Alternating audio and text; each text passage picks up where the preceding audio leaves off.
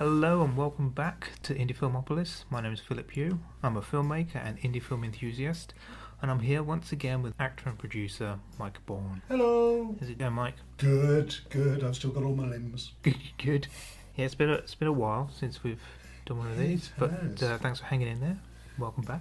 Yeah, well, it took a while to hide the body of Santa in my back garden. Oh yes, of course. I forgot we were off killing Santa last time. How was your Christmas? Well, it took a while for the blood to get out of my hands, but it was good. So, anyway, IndieFilmopolis is a podcast dedicated to indie films, the ones that we love and the ones that we make. In this episode, we'll be talking about the screening successes of our films Almost Enemy, a black comedy feature, and our award-winning short horror film Conditioning. And we'll also be talking about two great behind-the-scenes documentaries for films that had everything going for them, but ended in complete and utter disaster. But before we kick things off, let's just give a quick but massive shout out to our long-suffering and very patient Indiegogo followers. Thanks. Indiegogo. Yeah, thanks for hanging in there. I think you'll be pleased with what we've got to talk about this episode. Yeah. And if you found this podcast by other means, thanks for joining us. Yes, please. Join the crowd. Right, so before we jump on to Almost Enemy, let's talk about Conditioning, which is what I'm glad to call now our award-winning, quote-unquote, short horror film.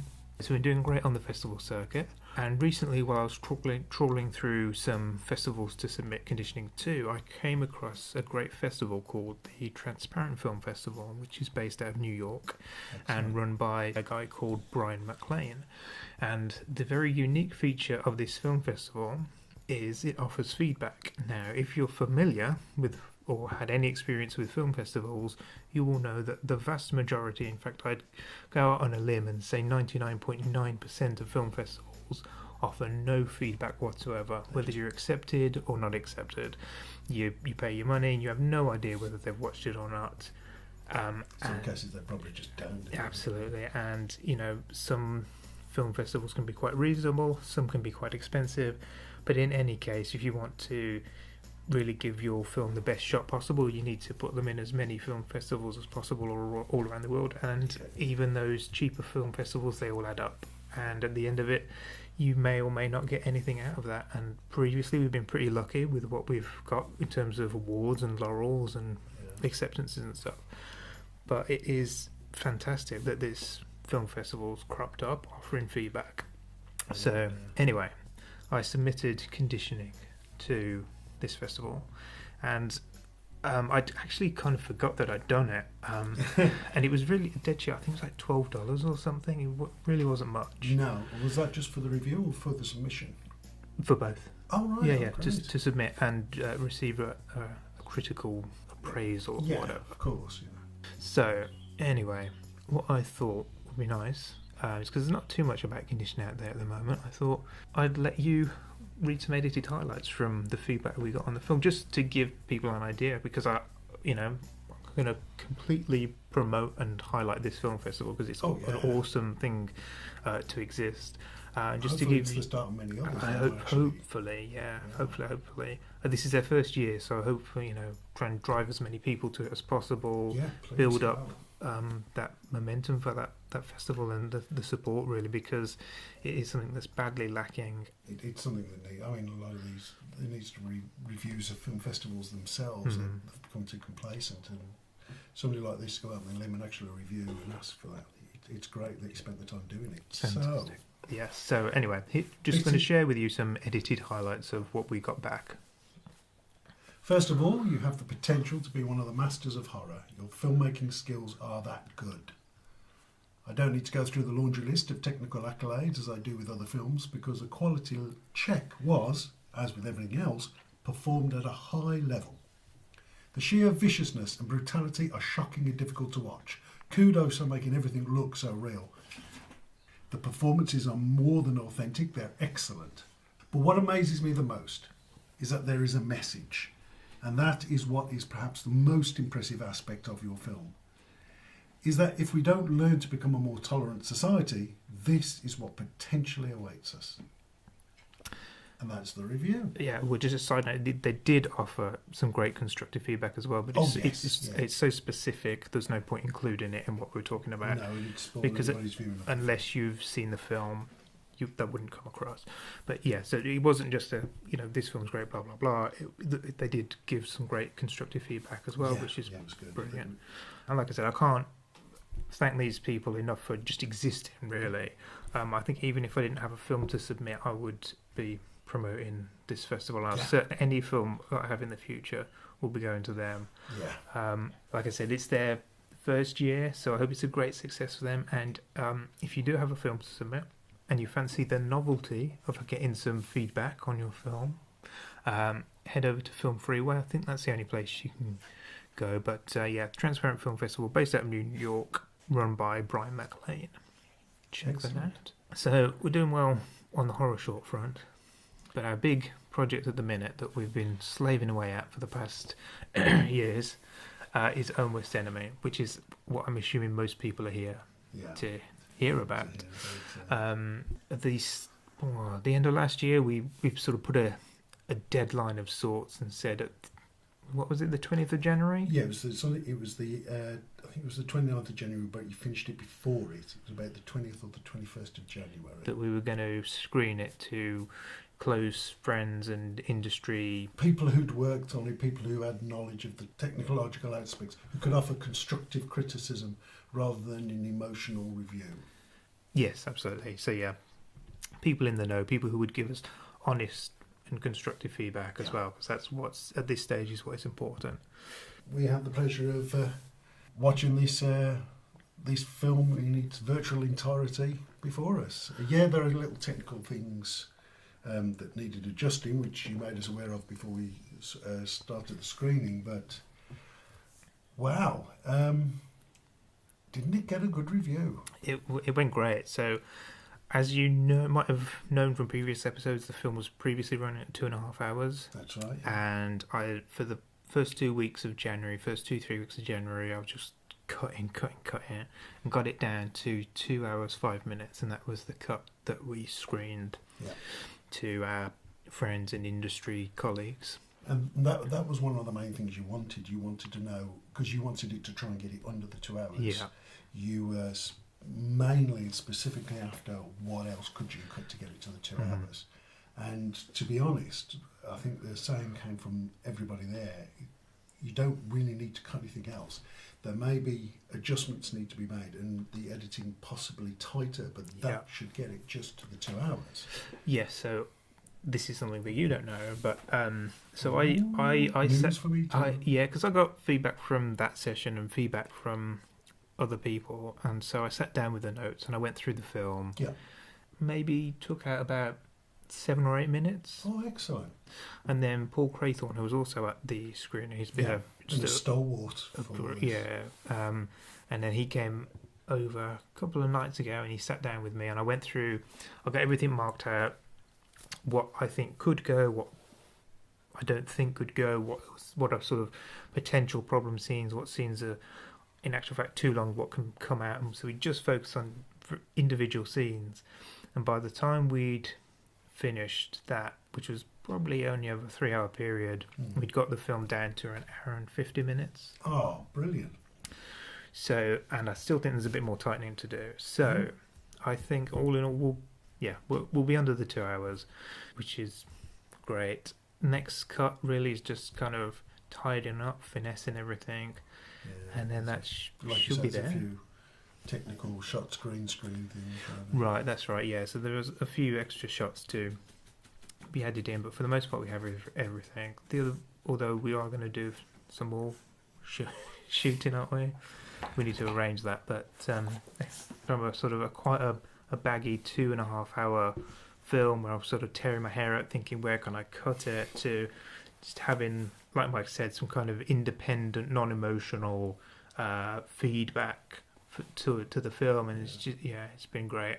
I think we talked before, it's just the best thing, bringing on other people to have a view and not to take any criticism personally, just to take it all on board. And sometimes I agree, sometimes I don't, but if I do, it's just fantastic to have and to be brought to that conclusion. Especially as on other scales, on other positive notes, there were moments which were genuinely laugh out loud funny. There were genuine moments where some of the crew couldn't help but... They were just in fits of laughter. Even when Paul came over the other night and he'd already seen it, and he just couldn't get through some scenes because he was just laughing so much, and he was making me rewind them or play them over again.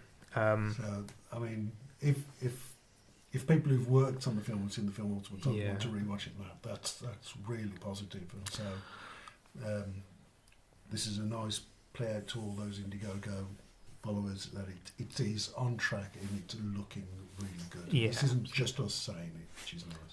No, well, technically it is, but you know. It is, yeah.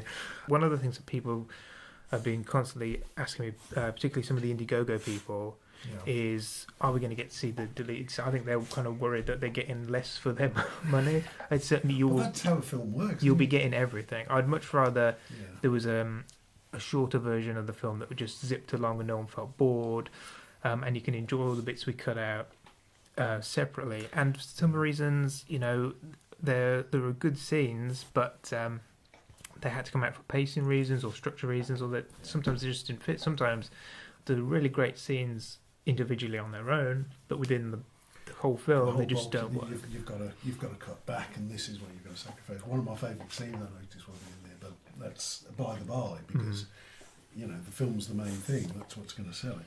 But like I said, don't worry. All those moments, we're not cutting this piece to ribbons, and you know you'll be left with nothing. You'll get everything, just not necessarily in the one film. You'll get all the deleted stuff. That's how filmmaking works. People, you'll film I mean, if you take Peter Jackson's Lord of the Rings, his director's cut versions were 3.25 hours long. So imagine how much hours of filming he did before that. I mean, people were away for an entire year in New Zealand to do these 3 films, which, when whittled down to the normal running times, came to about 8 hours. Crazy, isn't it? Yeah. So that's just how film works. That's pretty much, where we're at. Yeah. We're cracking on. I'm looking forward to getting to the end. The end is in sight. For as long as we've been doing this podcast, we've been talking about the behind the scenes of the making of our film. And we thought we'd talk about a couple of really good behind the scenes documentaries. Yeah, it seemed very apt, considering what we're doing. Because, as much as we like talking about what we're up to, we also like talking about other low budget films, behind the scenes stuff, documentaries. And so we've got 2 which they kind of have a bit of overlap. Yeah. In the sense that they're both documentaries about the making of films, kind of. The one definitely is, the one sort of is. And in both cases, they do not go as planned. Definitely not. I mean, the classic one that everybody knows of is Lost in La Mancha. Yeah. Terry Gilliam, his take on Don Quixote. Which I think was already his second stab at it.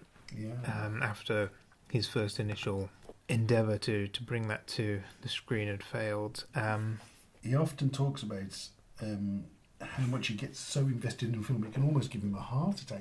He's all trying to make films as perfectly as he wants to make them. He's got such an enthusiasm to try and make it, and bless him, there seems to be a curse with Don Quixote, because there's been previous films that people have tried to make of Don Quixote and have failed.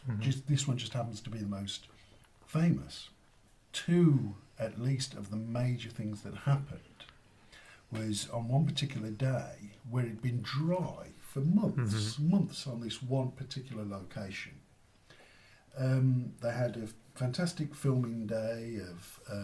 I don't know. I wouldn't say it was fantastic. I mean, it seemed it looked seemed like it was there, going to be. It was the start. Everything looked good. People were there. It was always plagued with problems, but I think they'd filmed 4 or 5 days already in this one location, like you said. Torrential rain hit the set. And such bad rain that it was sweeping away equipment. It was sweeping away cars. It destroyed lots and lots of the stuff that was on the set. I mean, it was a really devastating rainstorm. We're not talking biblical, but it was only a couple of steps down from it. There were rivers actually going through the set at one point. And because of that, not only did it destroy the set, but because the land had been so dry for so long, it physically changed the colour of the background. And so Gilliam could no longer use it because it would need another few days for it to dry up. Yeah. Or have to reshoot everything in the new colour So it wasn't going well. Yeah. The next problem to strike was The his main actor. Jean Rochefort. I mean, Gilliam couldn't picture anybody else playing Don Quixote except Jean Rochefort. He goes on about it quite a bit at the start. Mm-hmm. He's the actor. He's the one he wants. And then disaster. He falls off his horse, and we're not sure. He either falls off his horse or he develops a hernia or something. Something happens, and he has to. And he has a few days rest. So that's fine, because then Gilliam goes off and films some other scenes with some Mexican giants in inverted commas, which look good, and they've got the Gilliam look about them. But when this actor returns, he can't ride. He tries to ride on a horse, but he can ride on a horse for maybe 10 minutes before he's in so much pain. He can't do it. And then finds out he has to go back to France and have this major operation, which is going to keep him out of work for about 6 to 8 months. So again, another major disaster. And whereas in that case, it wasn't the fault of Gilliam that Jean Rochefort became ill, I do put a bit of blame on Gilliam, because he didn't have a plan B. You've come across films where it was up for an initial lead. Yeah. That person's turned it down, they've turned to somebody else, and that's made the film. A classic example is the Indiana Jones series. Originally it was supposed to have been Tom Selleck. Harrison Ford comes in, he made the character his own. But Gilliam didn't have that with this. He saw Jean Rochefort was the only person that he could think of at that time that could play Don Quixote, and he didn't have a backup.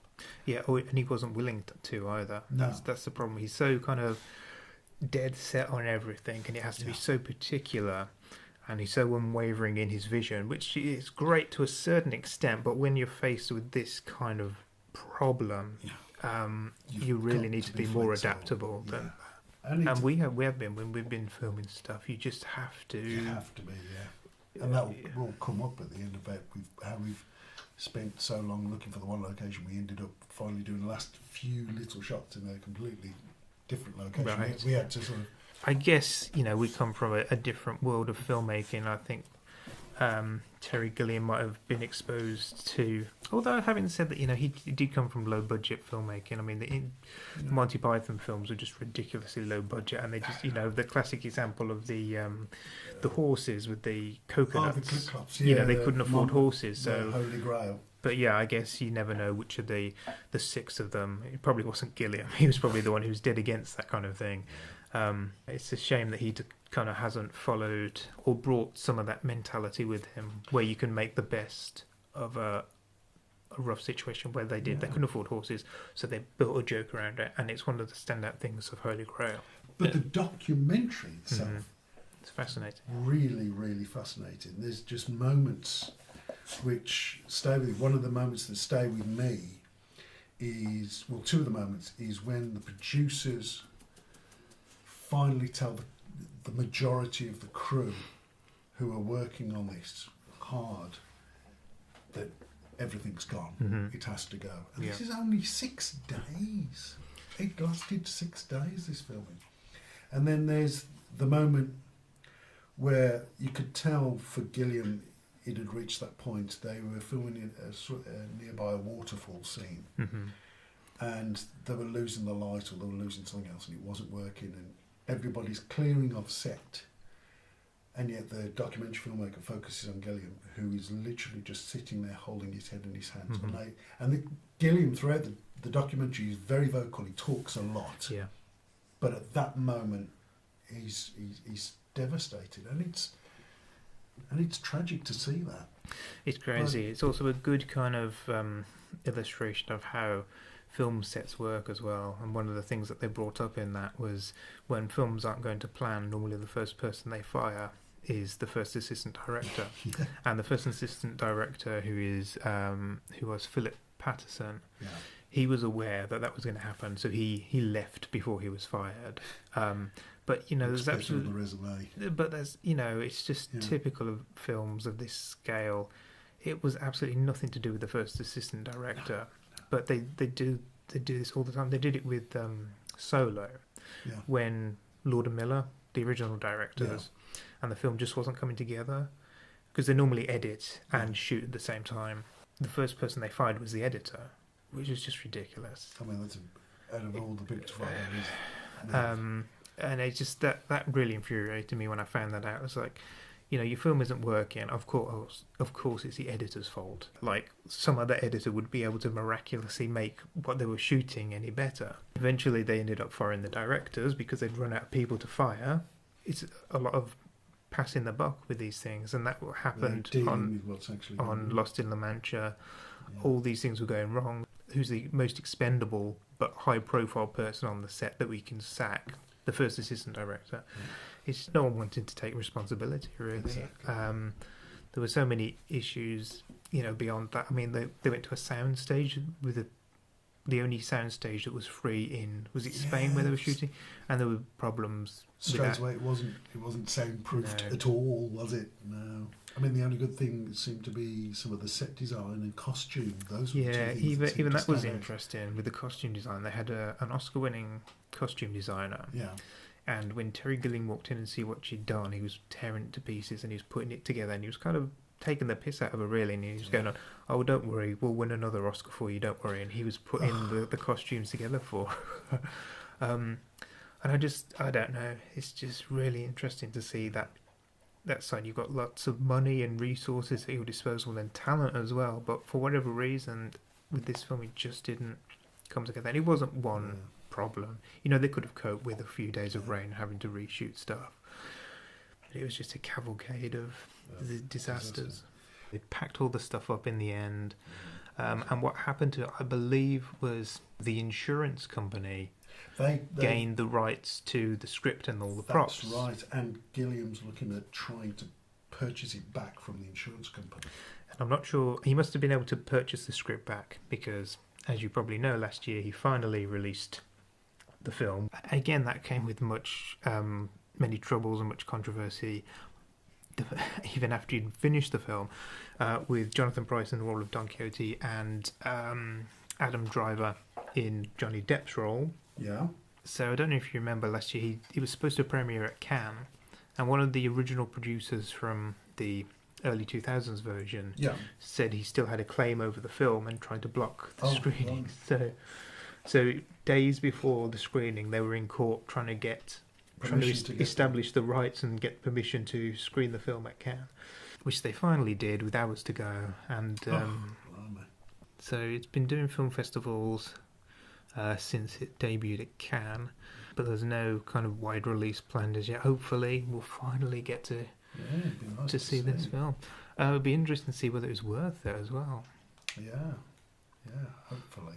Well, it deserves to be seen. It kind of, I think, it's owed that much. Yeah, it's had that many troubles.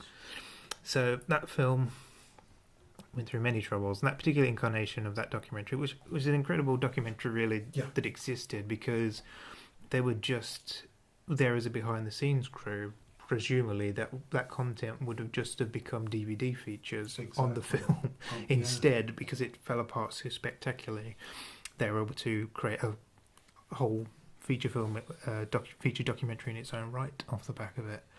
So whereas Lost in La Mancha had a series of disasters that befell it that were sort of for the most part out of the control. Out of the control of the makers. The next film, Overnight, can be summed up as simply this one guy's fault. This guy was given a great opportunity to make his film that he'd written a script for called The Boondock Saints. He was taken on by a major production company and he had the world at his feet to be able to make this film.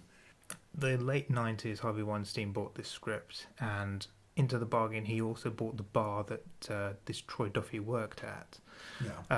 And there was a whole kind of media storm surrounding what was going on, and the big part of this thing was that Harvey Weinstein had bought the bar for him and his friends to hang out at, as well as funding his film. In conjunction with everything that was going on there, he also was in a band with his brother, and because there was a lot of heat on this Troy Duffy as a filmmaker, and he came from nowhere. Before this, he was a bouncer, I think. Yeah, and he worked in the bar. He worked in the bar as a bouncer, and so he'd got no filmmaking experience whatsoever. And not only did they buy the script off him, they gave him the right to direct it, which is insane. It was just a completely unprecedented deal. So he, like I said, he was in this band as well, and because of the the heat and the limelight thrust upon him as a nobody, having been bought a bar, and his script being bought and financed, and him being allowed to direct the film as well, big record labels were interested in his band. Yeah. And they eventually signed the band sight unseen. They hadn't heard the band, they hadn't seen what the band were, but was it Maverick Records, Madonna's label? Yeah. Gave them a record deal. So he's got a filmmaking deal, he's got a bar, and he's got a record deal. He's and it feels like everything. Yeah, but he also feels, you get it from him, that he's got this expectation to deliver. But he takes this upon his own shoulders. And like you say, he's an unknown. Mm-hmm. No one can, from an unknown, can burden all that so much. And what any normal person would have to do is delegate and trust in the people that you work with to produce for you. Particularly the highly experienced people who he seemed to be alienating the most, the people who knew the most, who were there for him. Very early on he began to alienate them, and I think there's quite a big jump in the film. It starts off with all the success, and very quickly it goes south, and Miramax are not returning his calls. Especially Harvey not returning them. And his assistant and the producer that he put on to help make the Boondock Saints, they just weren't getting back to him because he'd already pissed them off. Yeah, I mean, the amount of disrespect he was showing people, and his ego was coming through so much. He was saying, like, my film is completely unique in the scripts writing and how it is, and it's the next biggest thing. If you can't get on board with my next biggest thing, you're not worth me talking to. And that was the sort of attitude he was coming over with. But rather than talk to just the people around him that he knew like that, he was talking to the film experts in that way. And they were like, no, you're a drop in the ocean compared to what we've gone through. And this just wasn't getting through to him at all. But he also seemed to have this attitude where he felt like he deserved all of this glory placed upon him. And I don't know if it came across very much at the start of the film, but it's almost like a lot of the industry were doing that to him as well. If the people in the film industry turn around and everywhere you look they point to you and go, he's the next big thing, he's the next big thing, you're going to start believing it. Yeah. I mean, another thing that happened was there was a lot of footage of big actors of the day, and some actors who are big now, at this bar hanging out with him, wanting to get on board with what he's doing and want to be at this place, seen as the new cool place. I mean, there was like Mark Wahlberg. Yeah, Mark Wahlberg was there. Billy Zane, who's not so much a household name now, but at the time... At the time with Titanic. And I can't remember who else was hanging... There was a whole bunch of people who wanted to be seen at this bar and in his company. Yeah, and so he was the next big thing. They're signed to this big record label, so they paired them up with a very successful producer who the band, particularly Troy Duffy, were complete loggerheads with him. And he's like, guys, I've been doing this for years. And they're like, no, you don't know what you're talking about. You don't know our band. You don't know what we want to do. Yeah. It's just crazy that just the resources that they were given, the expertise that were there to help them. Yeah. And they're just kind of shutting everyone down at every turn. What's really greatly ironic is the only thing he didn't have control over was the documentary itself overnight. He wanted this behind-the-scenes documentary to film every aspect to get it true to form, and it would obviously, like Lost in La Mancha, be like the afterthought, the extras on the DVD, and it was going to be the extras on the Boondock Saints. It turned out it wasn't going to be that in the end. Everything with this documentary isn't done up to the camera, because obviously he would feel he would have ultimate control in the end. Of course, he lost everything. He did, yeah. So eventually Miramax dropped him. Yeah. And so he's scrambling around to make that movie, and I think eventually they ended up making it for a tenth of the budget that Miramax were offering. And the independent producer took it on board. Yeah. He actually, but it was successful eventually, to the point where a sequel was made, but it wasn't wildly successful. It was successful on DVD and video with college students. He's only got 2 credits to his name as a director, and that's Boondock Saints and the Boondock Saints 2. And there's a similar thing happened with his band as well. I think they got dropped from their label, and they eventually released the album to no success at all. That's right. And they've all gone their own separate ways. I mean, one of the shots that I remember most about overnight is the final shot of Troy Duffy. And it's, whereas everything throughout the documentary has been upfront, this is what's going on, this is what's going on. The camera's there and visible to everybody who appears on it. The final shot of Troy Duffy doesn't know he's being filmed. Yeah. It's him standing outside somewhere, having a chat with a guy, and he looks from the distance bedraggled, lonely, and it's a very telling shot, not only from the fact of where Troy is, but also how they filmed it. It's a really incredible story. It's a documentary I've watched numerous times because it's just so, you just can't believe it. No, it is flabbergasting. To have everything at your feet and your disposal, and to fuck it up so badly, it's just really incredible. So, and I still think to this day he doesn't. I can see that he wouldn't even believe that any part of what happened was his fault. His fault at all. But as a documentary, the juxtaposition is a bit jarring. It's difficult because obviously these 2 guys weren't documentary filmmakers. They were his mates who were just literally recording behind the scenes stuff. Instead, it turned into what not to do, how not to make a film, how not to work your way through Hollywood. The scenes look like they're thrown together, and a little less more like that. Yeah, a little less of that, and a little more endeavour, a better editing technique with. Yeah, but like I said, these guys aren't filmmakers. They weren't filmmakers, and they certainly didn't set out to make anything. It's the subject matter that makes this film such a fascinating watch. Yeah, and it is one of those films where you have to watch it to believe it, because I think Troy Duffy would probably be the only person on this planet who would get a movie deal and a record deal and manage to lose everything because of his own arrogance and ego. It's just crazy. So it does make me wonder if Troy Duffy is even aware of the film overnight. Oh, he is, yes. He's very aware of it. Has he made any reviews? Yeah, he feels betrayed by the 2 filmmakers who are formerly his friends. So yeah, that's certainly a big lesson in how not to make a movie. Definitely. Wherever you listen to the podcast, just to make you aware, we're available on iTunes, SoundCloud, Spotify and YouTube. Search for IndieFilmopolis.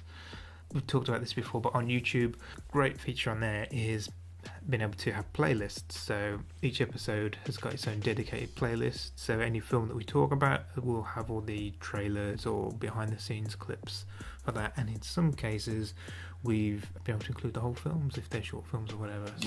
So definitely go check those out. Go check out previous episodes as well if this is your first time joining us. But yeah, social media. You can follow IndieFilmopolis on Twitter, Facebook and Instagram. It's IndieFilmopolis on Facebook and Instagram, and just Filmopolis on Twitter because it's too long of a bloody title. Oh, bloody Twitter.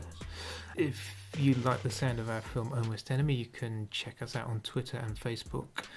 Just search Own Worst Enemy UK or Own Worst Enemy Movie. We've got our own website, which is ownworstenemymovie.com, I think. Yep, that's right, ownworstenemymovie.com. If you want to follow me, I'm on Twitter, Facebook and Instagram as Philm Maker, PHILM_MAKER. And Mike, I think that's it. Unless where can we find you? I've got a new Facebook page up and running now. You can check me out on. It's a Facebook profile. You have to add him as a friend. You have to be Mike's friend. It's Mike Baughan. Check me out on. You'll see my gorgeous picture and. That's right. And Own Worst Enemy is the main picture on the side. Very cool. If you have seen Conditioning, it would be great if you could head over to IMDb, search Conditioning, and give us a review and a rating. That'd be awesome. Again, if you want to check out the Transparent Film Festival in New York, do that if you want some honest feedback. And as ever, if you've got a short film or a feature film that you want us to look at, review, send it our way. We'd love to see it. if you've got any films you want us to check out that you haven't made, you just happen to like, let us know about those too. So anyway, thanks again for joining us. Yeah, thank you guys. We're off to find a high-powered Hollywood producer to get him to fund our film, and then we're going to royally fuck him off. Yeah, I think that's a great idea. Have you got anybody in mind? No. Let's see if we can find. Okay, thanks for listening. We're off.